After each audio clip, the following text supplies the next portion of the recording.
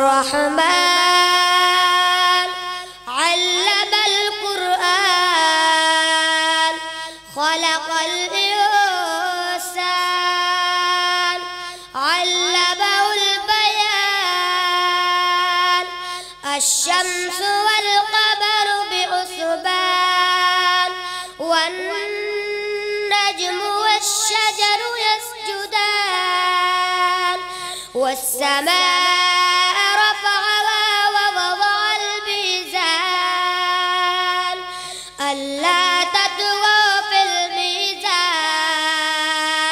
وأقيموا الوزن بالقسط ولا تخسروا الميزان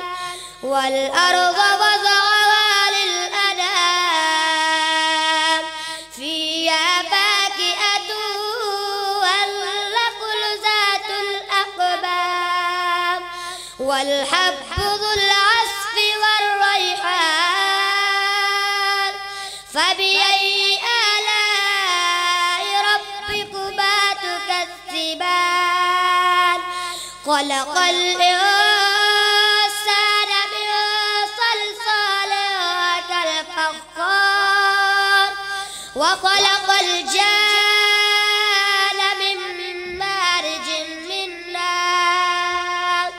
فبأي آلاء ربكما تكذبان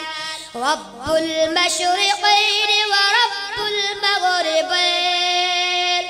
فبأي آلاء ربكما تكذبان مرج البحرين يلتقيان بينهما برزخ لا يبغيان فبأي آلاء ربكما تكذبان صدق الله العظيم.